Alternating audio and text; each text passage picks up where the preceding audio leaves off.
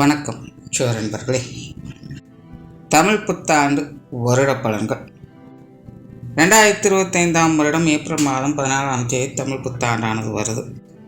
இந்த தமிழ் ஆண்டினுடைய பெயர் விஸ்வாவசு. ஸோ இந்த விஸ்வாவசு அப்படின்னா என்னென்னு பார்த்தீங்கன்னா, அதுக்கு நிறைய விஷயங்கள் சொல்லலாம். பட் சிம்பிளாக சொல்லணும் அப்படின்னா, விரிவடைந்து சுருங்குதல், இல்லைன்னா சுருங்கி விரிவடைதல். ஸோ இந்த அமைப்பை நீங்கள் எதோடு வேணாலும் கனெக்ட் பண்ணி பார்த்துக்கலாம். அதாவது வளர்ச்சியும் இருக்கும், வீழ்ச்சியும் இருக்கும். அப்போ இது சமநிலையை கொடுக்கும் அப்படின்னு எடுத்துக்க முடியாது. அதாவது வளர்ச்சியும் இருக்கும், வீழ்ச்சியும் இருக்கும் அப்படிங்கும்போது அந்த நடுநிலையோடு அது போய்கிட்டு இருக்கும் அப்படிங்கிறது இங்கே எடுத்துக்க முடியாது. அதாவது வளர்ச்சியும் வீழ்ச்சியும் சமபலத்தோடு மோதிக்கொள்ளும் அப்படிங்கிறது தான் இங்கே பொருள் வருது. அதாவது எல்லாத்துக்குமே இங்கே ஈக்குவல் பவர்ஸ் அப்படிங்கிறது இருக்கும், நல்லதுக்கும் சரி கெட்டதுக்கும் சரி. அப்படி தான் இந்த வருடத்தினுடைய கிரக நிலைகளே பார்த்திங்கன்னா அமைஞ்சும் இருக்கும். ஆக்சுவலாக இந்த வருடம் பார்த்திங்கன்னா, தமிழ் வருடம் ஆரம்பித்த உடனே வருட கிரகங்களுடைய பயிற்சிகள் அப்படிங்கிறது இருக்குது. அதாவது தமிழ் வருடம் ஆரம்பிக்கிறதுக்கு முன்னாடியே பார்த்திங்கன்னா, ஒரு 10 நாளைக்கு முன்னாடியே திருக்கணிதப்படி சனிப்பயிற்சி அப்படிங்கிறது ஆரம்பிச்சிருது. அதுக்கப்புறமா ராகுகேது பயிற்சி, அதுக்கப்புறம் குரு பயிற்சி அப்படிங்கிறது இந்த வருட கிரகங்களுடைய பயிற்சிகள் அப்படிங்கிறது ஆரம்பத்திலேயே நிகழ்ந்துருது. ஆனால் இந்த கிரகங்களுடைய அமைப்புகளே பார்த்திங்கன்னா, அவங்கவுங்க இருக்கக்கூடிய நிலைகள் ஸ்ட்ராங்காக தான் இருக்காங்க. ஒருத்தருக்கு ஒருத்தர் சளைச்சவங்க இல்லை அப்படிங்கிற மாதிரி செயல்பட்டுட்டு வருவாங்க. ஸோ இங்கே சுப கிரகங்கள் அசுப கிரகங்கள் அப்படிங்கிற நிலைகளில் எல்லாத்துக்குமே போட்டிகள் அப்படிங்கிறது இருந்துகிட்டு தான் இருக்கும். ஜோதிடத்தில் இந்த வருடத்தினுடைய பொதுவான அமைப்பு எப்படி இருக்கும் அப்படின்னு சொல்கிறாங்கன்னா, நல்ல மழை இருக்கும், விவசாயம் செழிக்கும். அதாவது ஒரு நாடு நல்லா இருக்கணும் அப்படின்னா இந்த 2 விஷயம் ரொம்பவுமே முக்கியம். நல்ல பருவம் தவறாமல் மழை பெய்யணும், அதனால் விவசாயம் தழைக்கணும். அப்போ தான் அந்த வருடத்தை சரியான முறையில் நடத்த முடியும். ஸோ அப்படி தான் இந்த விஸ்வாவசு தமிழ் வருடத்தை பொறுத்த வரைக்கும் நல்ல மழை வளம் அப்படிங்கிறதும் இருக்கும், அதனால் விவசாய வளம் அப்படிங்கிறதும் இருக்கும். ஆனால் மக்கள் அதை சரியான முறையில் பயன்படுத்திக்க மாட்டாங்க அப்படின்னு சொல்கிறாங்க. ஸோ இங்கே நல்ல மழை வளம் அப்படிங்கிறது இருக்கும், ஆனால் சேமிப்பு இருக்காது, விரயம்தான் நிறையா இருக்கும். அந்த விவசாயம் செழிக்கும், அதே நேரம் பொருளுடைய விலைவாசிகள் உயரும் அப்படின்னு சொல்கிறாங்க. அதே போல் பருவ காலங்கள் மாற்றி அமையும் அப்படின்னு சொல்கிறாங்க. அது இப்போது ரீசெண்ட் டேஸில் நடந்துக்கிட்டு தான் இருக்குது. ஸோ இந்த வருடம் பார்த்திங்கன்னா அது தொடர்கதையாகத்தான் இருக்கும். அதனால் இந்த அதிக மழை அதிக வெயில் அப்படிங்கிறதுலாம் ஒரு மாதம் முன்னாடியோ பின்னாடியோ இப்படி முன்ன பின்ன தான் இருந்துக்கிட்டு இருக்கும். ஆனால் இந்த இயற்கை பேரழிவுகள் அப்படிங்கிறதெல்லாம் பெரிய அளவில் இருக்காது. வருடம் ஏதாவது ஒரு பக்கம் ஏதாவது டிசாஸ்டர் அப்படின்னு இருந்துக்கிட்டு தான் இருக்கும். ஆனால் அதனுடைய பாதிப்புகள் அப்படிங்கிறத இங்கே நம்ம கவனிக்கணும். அந்த வகையில் இந்த வருடத்தினோட அமைப்பு சின்ன சின்ன டிசாஸ்டர்ஸ் அப்படிங்கிறது இருக்கும், பட் அது பெரிய அளவில் பாதிப்புகளை கொடுக்காது அப்படிங்கிறது தான். அதாவது இயற்கை அழிவுகள் அப்படிங்கிறது இருக்கிறது இல்லை, ஆனால் ஹியூமன் எரர்ஸ் அப்படிங்கிறது நடக்கும்னு சொல்கிறாங்க. அதாவது விபரீத விளையாட்டு அப்படின்னு சிம்பிளாக சொல்கிறாங்க. நான் ஆல்ரெடி பார்த்திங்கன்னா இது உலக நடப்புகளும் பொதுவான வகையில் அப்படி தான் இருக்குது. போர் சூழல்கள் அப்படிங்கிறது இந்த வருடமெல்லாம் இருக்காது அப்படின்னு இதை பற்றி ஏற்கனவே வீடியோவில் சொல்லியிருக்கேன். ஆனால் இந்த வருடத்தினோட அமைப்பும் அப்படி தான். இந்த போர் நிலைகள் அப்படிங்கிறதெல்லாம் பெருசான பாதிப்புகள் இருக்காது. அப்பப்போ அவங்களுடைய ஈகோவுக்காக ஏதாவது சின்ன சின்ன சூழ்நிலைகளை கொண்டு வருவாங்க. இல்லாமல் இந்த 3ஆம் உலகப் போர் 4ஆம் உலகப் போர் அந்த மாதிரி நிலைகள்லாம் எனக்கு பெருசாலாம் இருக்காது. அதற்கான வாய்ப்புகள் அப்படிங்கிறலாம் ரொம்பவும் கம்மி தான். இதை போன 2025 வருட பலன்களே சொல்லியிருக்கேன். ஆனால் மக்களுடைய இடமாற்றங்கள் இருக்கும் அப்படின்னு சொல்கிறாங்க. அதாவது தனித்தில் ஒரு கூட்டமாக ஒரு இடத்தை விட்டு இன்னொரு இடத்துக்கு நகர்ந்து போகிற மாதிரியான சூழல் ஏற்படும் அப்படின்னு சொல்கிறாங்க. அதே போல் அதிர்ஷ்டத்தால் முன்னேறியவங்க நிறைய பேர் இருப்பாங்க அப்படின்னு சொல்கிறாங்க. ஸோ இந்த வருடம் பார்த்திங்கன்னா அவங்களோட ஜாதக ரீதியாக யாருக்கெல்லாம் யோகா அமைப்புகள் அப்படிங்கிறது இருக்கோ அதெல்லாம் பார்த்திங்கன்னா செயல்பட ஆரம்பிக்கும். பொதுவாக ஜோதிடத்தில் காலம் நேரம் கூடி எல்லாம் தானாக நடக்கும் அப்படின்னு சொல்லுவாங்க. ஸோ அப்படி இது யோகத்துக்கான அதிர்ஷ்டத்துக்கான ஒரு காலம் சொல்லலாம். ஸோ உங்களுடைய ஜாதகத்திலும் யோக அமைப்புகள் அந்த அதிர்ஷ்ட அமைப்புகள் இருந்தது அப்படின்னா இந்த வருடம் அது செயல்படுவதை பார்க்க முடியும். ஸோ நிறைய பேர் பார்த்திங்கன்னா அதிர்ஷ்டத்தால் உயர்ந்த நிலையை பெறக்கூடிய அமைப்பு இருக்கும் அப்படின்னு சொல்கிறாங்க. ஆனால் அதே இடத்துல பேராசை பெருநஷ்டமாகும் அப்படிங்கிறதையும் சொல்லிடுறாங்க. அதாவது என்னென்னா, ஒரு பாசிட்டிவ் பாயிண்ட் எடுத்து வைக்கிறாங்க அப்படின்னா அது பக்கமே இன்னொரு நெகட்டிவ் பாயிண்ட் எடுத்து வச்சிடுறாங்க. ஸோ அதுதான் எல்லா கிரகங்களும் ஒட்டுமொத்த ஒளிமையோடு செயல்படுறது அப்படிங்கிறத குறிக்குது. ஸோ அப்படி இந்த வருஷாதி பலன்கள் அப்படிங்கிறது பொதுவான வகையில் நிறைய சொல்லிக்கிட்டே இருக்காங்க. பட் எல்லா பக்கமும் ஒரு பாசிட்டிவாக நடந்ததுன்னா இன்னொரு பக்கம் நெகட்டிவ் அப்படிங்கிறது கண்டிப்பாக இருக்கும் அப்படிங்கிறத மென்ஷன் பண்ணிகிட்டே வராங்க. ஸோ இந்த அமைப்பானது ஒவ்வொரு ராசிகளுக்குமே ஒவ்வொரு விதமான சாதக பாதகமான அமைப்புகளை கொடுக்குது. அப்படி உங்களுடைய ராசிக்கு இந்த விஸ்வாவசு தமிழ் வருடம் எப்படி இருக்கும் அப்படிங்கிறத பற்றி தான் பார்க்க போகிறோம். சிம்ம ராசி. சிம்ம ராசிக்கு இந்த விஸ்வாவசு தமிழ் வருடம் என்பது ஒரு கலவையான பலன்களை கொடுக்கக்கூடிய வருடமாக அமையும். காரணம், ஆரம்பத்தில் சொன்ன மாதிரி ராசியின் அடிப்படையில் பார்க்கும்போது சிம்ம ராசிக்காரங்களுக்கு இந்த சுப கிரகங்களுடைய அனுகிரகம் சுபஸ்தானங்களில் ஒழுவாக இருக்குது. அதே போல் அசுப கிரகங்களுடைய அனுகிரகம் அப்படிங்கிறது அதனுடைய ஸ்தானங்களில் ஒழுவாக இருக்குது. ஆகையினால் சுப கிரகங்களும் அசுப கிரகங்களும் ஈக்குவலாக செயல்படக்கூடிய ஒரு காலகட்டமாக இருக்கும். ஸோ இந்த அமைப்பானது ராசியின் அடிப்படையில் பார்க்கும்போது சிம்ம ராசிக்காரங்களுக்கு ஒரு கலவையான அமைப்புகளுக்கும் நல்ல விஷயங்களும் கொடுக்கும். அதே நேரம் சின்ன சின்ன சங்கடங்களையும் பிரச்சனைகளும் உடன் கொடுத்துக்கிட்டு தான் இருக்கும். அதாவது எப்படின்னா, சூழ்நிலை சந்தர்ப்பங்கள் நல்லா இருந்தது அப்படின்னா மனசு ஏற்றுக்காது. மனசு அந்த நேரத்தில் செயல்படாது. அது ஏதோ ஒரு விதத்தில் அமைதியாக சும்மா கிடக்க ஆரம்பிச்சோம். இல்லை ஒரு குழப்பமான நிலைகள் இருக்கும். ஆனால் சூழ்நிலைகள் எல்லாமே சரியாக போயிட்டுருக்கும். ஆனால் செய்யலாமா வேண்டாமான்னு குழப்பி விட்டுட்டே இருக்கும் மனசு. அதே இன்னொரு பக்கம் பார்த்திங்கன்னா மனசு நல்லா தெளிவாக இருக்கும். சரி, இதை செஞ்சிடலாம் அதை செஞ்சிடலாம் அப்படி இப்படின்னு ஏதேதோ பிளானெல்லாம் போட்டு பக்காவாக மனசு தைரியத்தோடு தன்னம்பிக்கையோடு இருக்கும். ஆனால் அதுக்கேற்ற சூழ்நிலைகள் அப்படிங்கிறது வராது. ஸோ இப்படி சிம்ம ராசிக்காரங்க இக்கரைக்கு அக்கறை பச்சை அப்படிங்கிற மாதிரி சூழ்நிலைகள் நல்லா இருக்கக்கூடிய காலகட்டங்களில் அவங்களால சுறுசுறுப்பாக இருக்க முடியறதில்ல. இல்லை அவங்க வேறு ஏதாவது விஷயங்களை கவனம் செலுத்திட்டு இருப்பாங்க. அவங்க நல்லபடியாக தெளிவாக செயல்பட்டு இருக்கும்பொழுது அதற்கேற்ற சூழ்நிலைகள் வர மறுக்கும். ஸோ இந்த மாதிரியான ஒரு கலவையான அமைப்புகளை தான் சிம்மராசிக்காரங்க இந்த வருடம் முழுவதுமே பார்க்க போகிறாங்க. பொதுவாக விஷயங்கள் காரியங்கள் வகையில் சாதகமான நிலைகள் அப்படிங்கிறது இருக்கும். ஒரு சில நல்ல விஷயங்களையும் பார்த்துக்கிட்டு தான் வருவீங்க.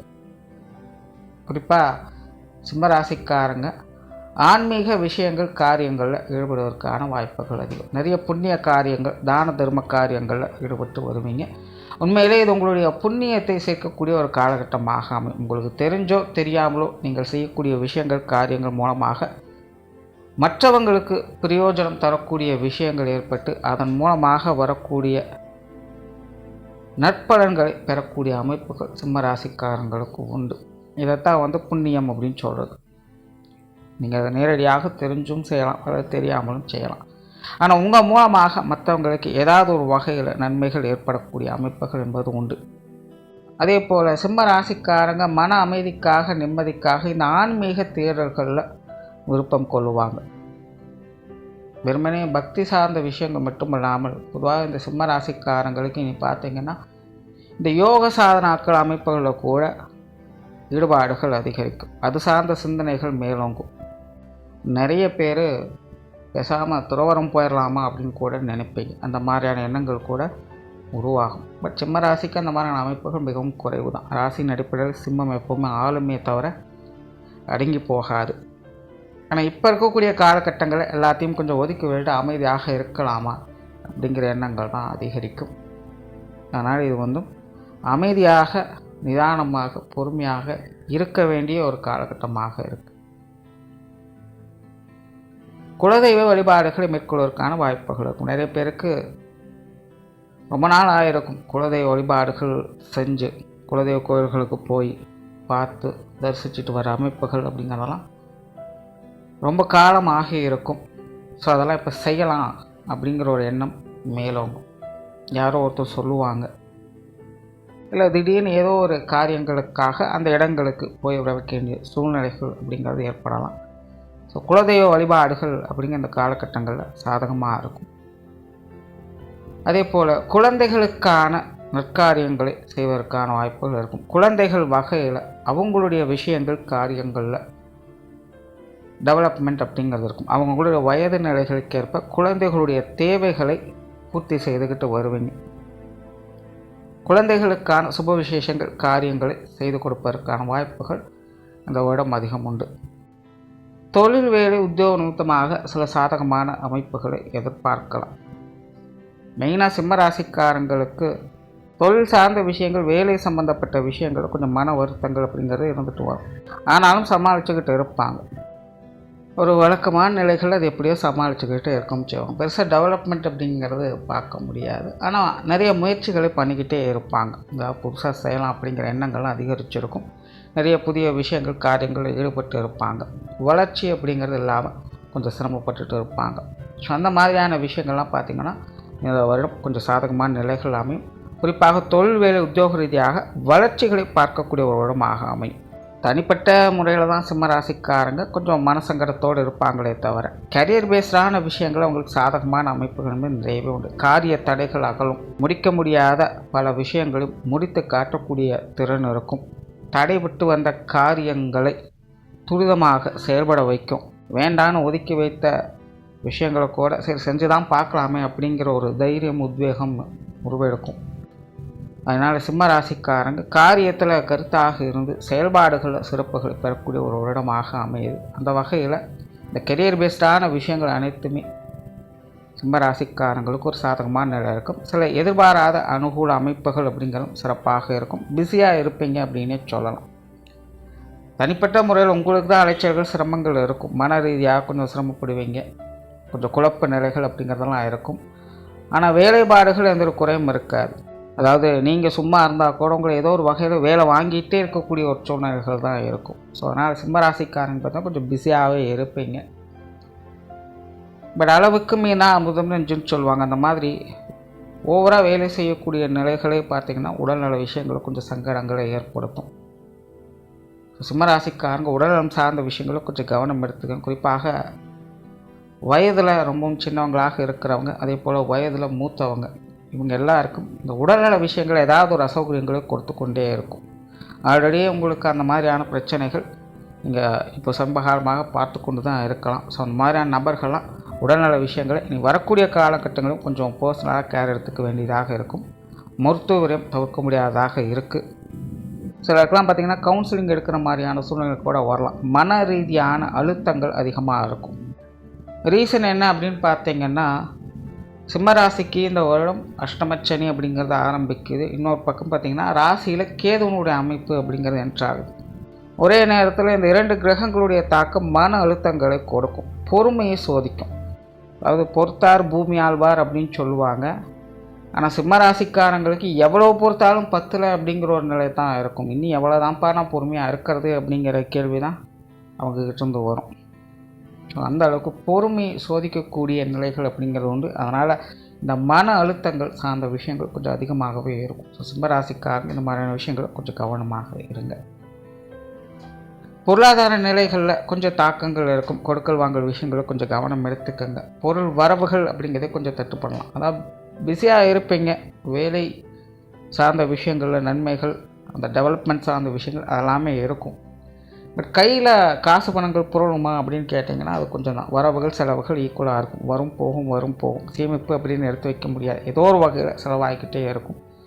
மெயினாக இந்த காலகட்டங்களில் நிறைய பேர் ஏதாவது ஒரு விஷயங்களை வாங்கலாம், செய்யலாம், பிடிக்கலாம் அப்படிங்கிற எதிர்பார்ப்புகளோடு நிறைய விஷயங்கள் ஈடுபடவும் செய்வீங்க. ஸோ கையில் இருக்க காசுகள் வெளியே போகக்கூடிய அமைப்புகள் அப்படிங்கிறது உண்டு. ஸோ அதை சரியான முறையில் பிளான் பண்ணி செயல்படுத்திக்கோங்க. முடிஞ்ச அளவுக்கு இந்த கடன் சார்ந்த விஷயங்களை அவாய்ட் பண்ணிக்கோங்க. கொடுப்பதானாலும் சரி, வாங்குவதானாலும் சரி. ஜென்ரலாகவே இந்த அஷ்டமச்சனையெல்லாம் வந்துருச்சு அப்படின்னா அந்த கடன் சம்மந்தப்பட்ட விஷயங்களை கொஞ்சம் பிரச்சனைகள் அப்படிங்கிறது ஏற்படும். அதில் மெயினாக இந்த சிம்மராசிக்கு இந்த அஷ்டமச்சனி காலத்தில் இந்த கடன் பிரச்சனைகள் அப்படிங்கிறது தவிர்க்க முடியாததாகவே இருக்கும். ஸோ சிம்மராசிக்காரங்க இந்த கடன் விஷயங்களை, கொடுக்கல் வாங்கல் விஷயங்கள்லாம் கவனமாக இருங்க. சிலர்லாம் பார்த்திங்கன்னா கவனக்குறைவால் பொருள் இழப்புகள் அப்படிங்கிறது ஏற்படலாம். ஏதோ ஒரு வகையில் எங்கேயாவது மிஸ் பண்ணிவிடுவாங்க, இல்லை எங்கேயாவது வச்சுடுவாங்க, இல்லாத இடத்துல போய் தேடுவாங்க. அந்த மாதிரியான நிலைகள்லாம் இருக்கும். கொஞ்சம் கவனக்குறைவுகள் அப்படிங்கிறது இந்த காசு பண விஷயங்களில் ஏற்படும். ஸோ அதனால் கொஞ்சம் பர்சனலாக கேர் எடுத்துக்க வேண்டியதாக இருக்கும்.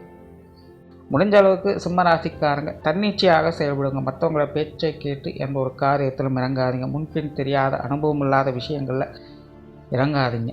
உங்களுக்கு என்ன வருமோ, உங்களுக்கு என்ன தெரியுமோ, உங்களுக்கு எது பிடிக்குமோ அதை மட்டும் கவனத்தில் வச்சு அமைதியாக செயல்பட்டு வர சிம்மராசிக்காரங்களுக்கு நல்லது. மற்றவங்க பேச்சை கேட்டு செயல்படும்போது அது ஆரம்பத்தில் நல்லா இருக்கிற மாதிரி இருக்கலாம்.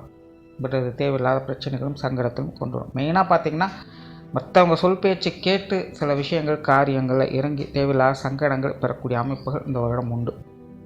அதனால் இந்த மாதிரி விஷயங்களை கவனமாக இருங்க. சொத்து சுகங்கள் சார்ந்த விஷயங்கள் சமாளிக்கக்கூடிய நிலைகள் இருக்குது. குறிப்பாக சிம்மராசிக்காரங்களுக்கு இந்த வருடம் பார்த்திங்கன்னா இந்த வீடு வாகனங்கள் வகையில் எதிர்பாராத ஆசைகள் அப்படிங்கிறது இருக்கும். ஏதோ ஒரு வகையில் வாங்கலாம் விற்கலாம் அப்படிங்கிற ஐடியாலாம் கொஞ்சம் அதிகமாக இருக்கும். அந்த மாதிரியான விஷயங்களை சில அனுகூலங்களையும் பார்க்க முடியும். குடும்ப வாழ்க்கை சமாளிக்கக்கூடிய நிலைகள் இருக்கும். ஏற்கனவே குடும்ப விஷயங்கள் காரியங்களில் ஒரு மாதிரியான சலிப்புகளை பார்த்து வந்த சிம்மராசிக்காரங்களுக்கு இனி குடும்ப வாழ்க்கையில் சில சுமூகமான விஷயங்களை பார்க்க முடியும். ஒரு அமைதியான சூழலை எதிர்பார்க்கலாம். குடும்ப உறவுகளுக்குள்ள ஒரு கலவையான அமைப்புகள் இருக்கும். ஒரு சில நேரங்களில் ரொம்பவுமே சப்போர்ட் பண்ணுவாங்க, ஒரு சில நேரங்களில் எதையுமே கண்டு கொள்ளாமலும் இருப்பாங்க.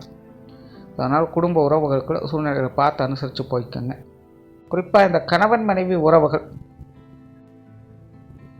அதிக கவனம் தேவைப்படும். அதாவது உறவுகளுக்குள்ள கருத்து வேற்றுமைகளை அதிகம் உண்டாக்கும், புரிஞ்சிக்க முடியாத சூழலை ஏற்படுத்தும். சொல்கிறது எல்லாமே சரியாக தான் இருக்கும், ஆனால் காது கொடுத்து கேட்க மாட்டாங்க. நீங்கள் சொன்னாலும் அவங்க கேட்க மாட்டாங்க, அவங்க சொன்னால் நீங்களும் கேட்க மாட்டீங்க. இந்த கருத்து வேற்றுமைகளை இயல்பாகவே உண்டாக்கும். மன ரீதியான கருத்து வேற்றுமைகள் அதிகரிக்கும். சிலருக்கெல்லாம் பார்த்திங்கன்னா ஒரு இடைப்பட்ட கால பிரிவுகள் அப்படிங்கிறது கூட ஏற்படலாம். ஏதாவது ஒரு வகையில் வேலைக்காகவோ அல்லது வேறு ஏதாவது விஷயங்களுக்காகவோ வெளியில் போய் தங்க வேண்டிய சூழ்நிலை இருக்கலாம். வீட்டில் அதிக நேரம் டைம் ஸ்பெண்ட் முடியாத நிலை ஏற்படலாம்.